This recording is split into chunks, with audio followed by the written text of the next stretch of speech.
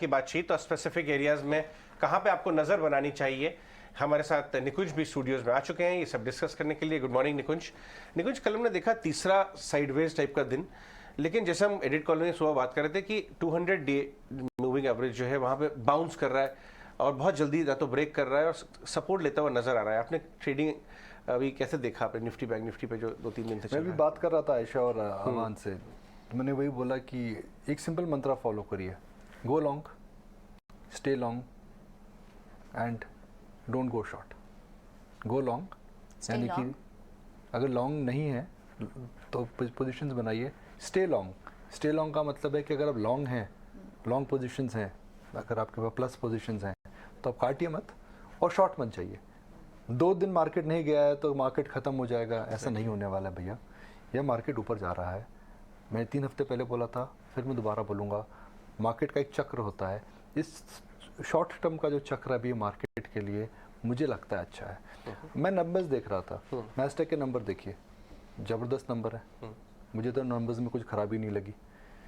इन्फोसिस के नंबर खराब थे, मगर इन्फोसिस के नंबर खराब थे इसका मतलब नहीं है कि पूरे के पूरे आईटी सेक्टर के अंदर मामला धराशायी हो गया। मैं वही लाइन बोलूँगा जो पहले मैंने बोली थी। एक ज़माना था जब इन्फोसिस को, there was a time when Infosys would sneeze the market would catch a flu. Infosys चीख मारता था, पूरे मार्केट में बुखार हो जाता था। ऐसा नहीं हो रहा है।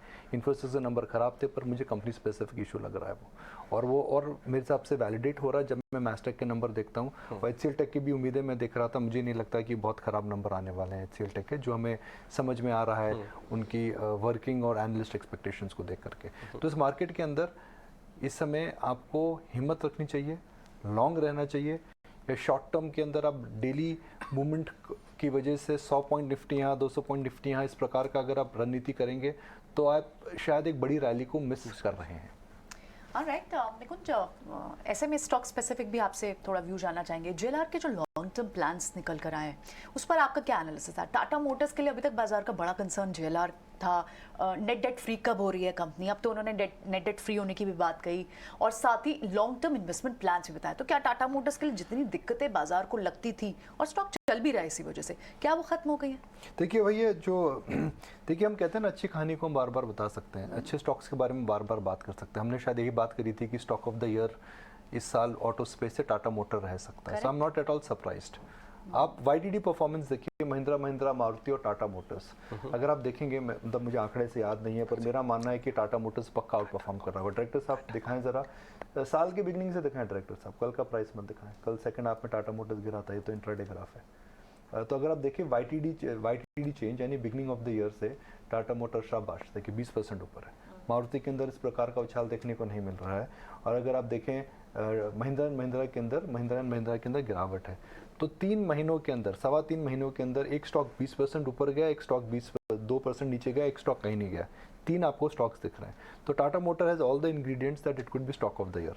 स्टॉक ऑफ द ईयर अगर देखते हैं तो हमें देखना पड़ता है कि क्या तकनीकी तौर पर ये तैयारी कर चुका है, साल सवा साल तक ये कंसोलिडेट कर चुका है। अगर आप देखें साल सवा साल से कंसोलिडेट कर चुका है। 5 साल में टाटा मोटर 34% ऊपर बढ़ा है। 5 साल में यानी कि बड़ा बेस बना चुका है। तीसरा, जेएलआर को लेकर के इन्होंने नया कुछ नहीं बोला है, वही बोला है जो हमें पता है। नेट डेट फ्री हो जाएगा, वह कैश फ्लो जनरेट कर रहा है। अब उस पर लोग टर्मिनल वैल्यू अपनी चेंज कर रहे हैं। पर जो नया कम्युनिकेशन मेरे हिसाब से आया है वही आया है कि इन्होंने नए ईवी के प्रोडक्ट लॉन्चेस की बात करी है। और यह एक प्रकार का कॉन्फिडेंस है कि जेएलआर का जो ईवी पोर्टफोलियो है वो शायद पिछड़ा हुआ है थोड़ा, वह इसमें वापस आना चाहते हैं।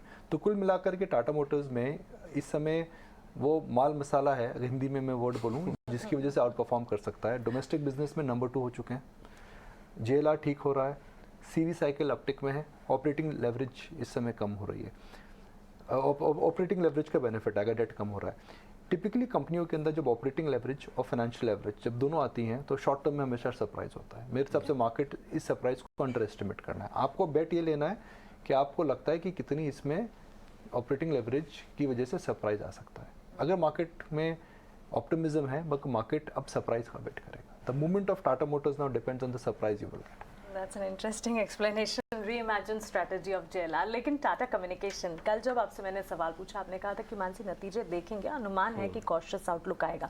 नतीजे आ चुके हैं, मुनाफा भी 17% टूटा है। देखिए मानसी, नंबर ठीक ठाक हैं और टाटा कम्युनिकेशन एक कंपनी है जिसके अंदर मुझे स्थिरता नहीं दिखती है। अब मैं देखूं कि इसके क्वार्टर के बाय क्वार्टर के अंदर एक प्रकार से आपको ट्रेजेक्टरी नहीं दिख रही है। डेटा बिजनेस बढ़ रहा है मगर स्लो पेस पे बढ़ रहा है, जो इनका वॉइस बिजनेस कम हो रहा है, तो उसमें कोई डरने की बात नहीं है, मगर भाई ट्रेजेक्टरी दिखनी चाहिए। हम कहते हैं ना कि कोई रुख दिखता है, तो रुख मुझे नहीं दिख रहा है।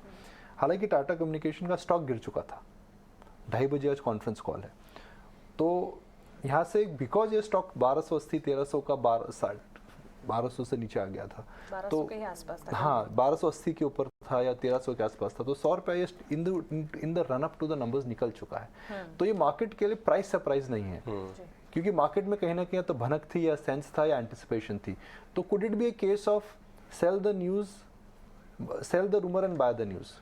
हम अंग्रेजी में बोलते हैं buy the rumour and sell the news, उसका उल्टा क्या होगा, sell the rumour and buy the news. तो हो सकता है उसमें उल्टा हो जाए, हो सकता है कि रिकवरी आ जाए, क्योंकि काफी गिरावट उम्मीदें नहीं खराब लगती है। थी। 2:30 बजे कॉन्फ्रेंस कॉल होगा, उसके बाद वेट पहले। करना पड़ेगा। देखिए इन कंपनीज के अंदर आप when you have to analyse FMCG company, आप पता लगा सकते हैं मार्केट में कौन सा ब्रांड बिक रहा है। जब आपको एनालाइज करना है कि गाड़ियों की कंपनी के बारे में आप पता लगा सकते हैं। टेक्नोलॉजी के अंदर आपको मैनेजमेंट की गाइडेंस पे ही जाना पड़ता है, बिकॉज वही एक प्रकार का आपको गाइडेंस मिलता है।